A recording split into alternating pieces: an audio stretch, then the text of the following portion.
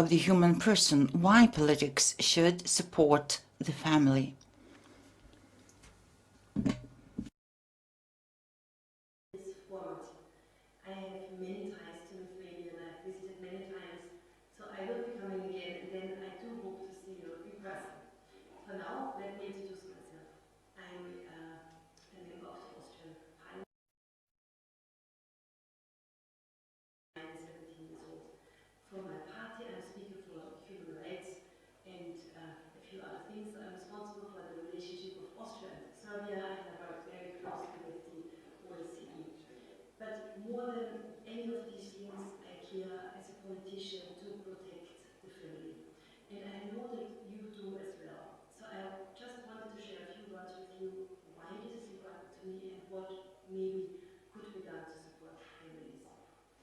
Now, I'm very much inspired by a word of the former Pope Benedict that he gave in the German Bundestag, which is the German parliament, in the year 2011. And imagine there's a German Pope, a great philosopher, who speaks in a German parliament. What did he say? It's all on YouTube if you want to listen, even in English.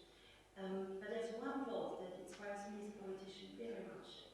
And it is a passage where he says, I'm going to tell you what is the most dramatic problem Europe has. So we already kind of open our ears. What is, in his view, the most dramatic problem Europe has? So he explains it this way. He says, we have learned in the last couple of years that every living being has something that is ecological to it. Right? For example, with animals and plants, we have understood that we have to make sure that all living beings have a set of rules that helps them to flourish. For example, a polar bear needs cold weather and fish to eat and maybe icebergs that the polar bear can sit on. And a pine tree, for example, needs clean water and sun and minerals in the ground and so on and so forth. That's all clear. And Benedict says it's good that we have understood that this is important. But then we made one mistake, and that is that we could actually say the same about the human person. But with the human person, we have not understood and we do not want to hear. So there's an ecology for all living beings, and there's an ecology for animal and plants, and we understand, but there is also an ecology of the human person. And Benedict says it is the biggest problem Europe has, that we have forgotten that thought completely. Now, you could say, okay, give me examples. What is ecological for the human person? And there are a lot of examples I could give. And if you look at the traditional understanding of human rights, that is all very ecological. That a human person can freely choose a religion is ecological. That a human person can actually have private property and nobody, the state cannot come and just take it away. This is ecological. And you will see if you keep those rules, then the human person can flourish. But let's look at the beginning of life. Is it ecological that a baby that is in somebody's womb can actually be born? I guess so. Is it ecological that this baby is met with the hugest amount of love and care that you can imagine? Yes. Is it ecological that this little child gets the best possible education because it has a brain that can actually take it in? You see, all the political areas already come together in the idea what is ecological for the human person. And then you could come to contended issues where the thought is still the same. Is it ecological that a baby is being raised by the two people who actually produced it? Now, I'm totally aware that that's not possible in all cases. But can we understand as society that it makes a lot of sense when it is possible, and that we need to help and substitute and support in the cases where it's not possible? So here we talk about ecology, and I think it makes sense to all of us.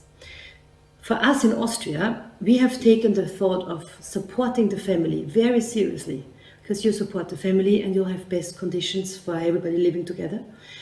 And obviously we cannot rule into families and tell them what to do, but we can make sure that we create a set of rules that will free families as much as we can do from the political side, free them from pressure.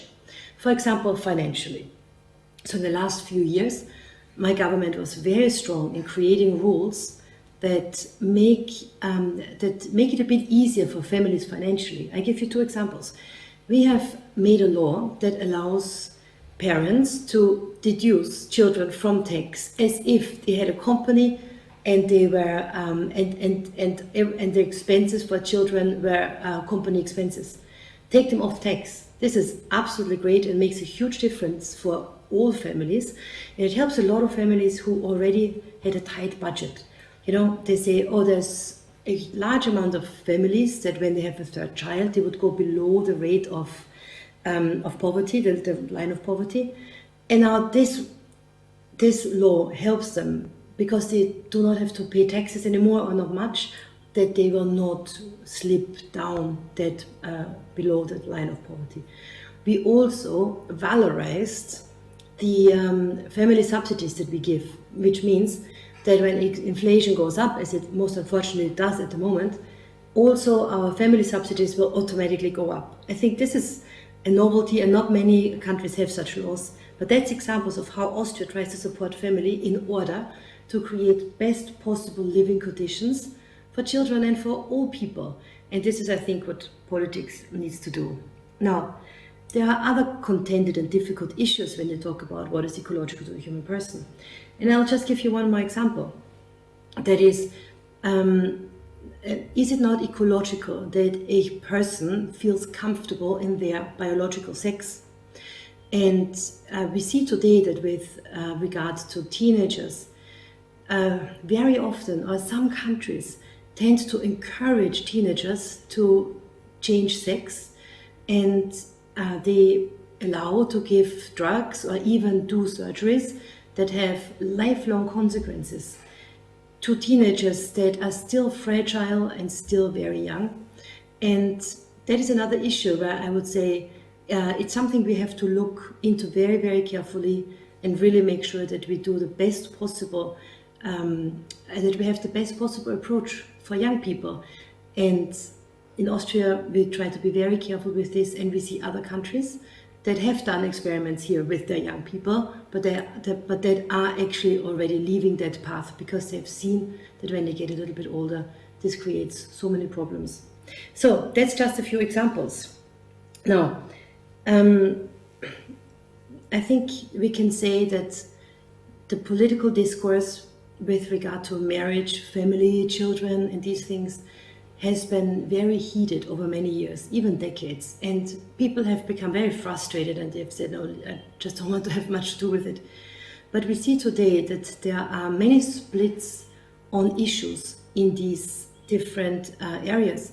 For example, with regard to the transgender phenomenon, within pronounced left-wing groups, there is a split between those who support very early transitioning and those who say that's not a good thing.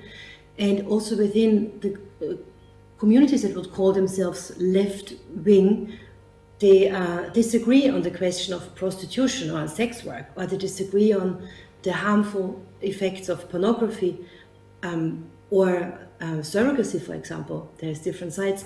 But then it goes all the way to the question of pedophilia, where opinions are very much divided. So you see that there is a lot of discussion going on, and it needs strong and brave voices. And I think that your conference is all about that. So I ask you to just be a loud and meaningful and courageous voice for children and for families, a voice for ecology of the human person, for what is ecological for the human person. And then that we together, in a Europe that is our common Europe, that we together discuss these things and find maybe better ways than what we have seen in the past. And I'm looking forward to being in touch with you on all of this, and I wish you all the best for each one of you personally, and of course also for Lithuania.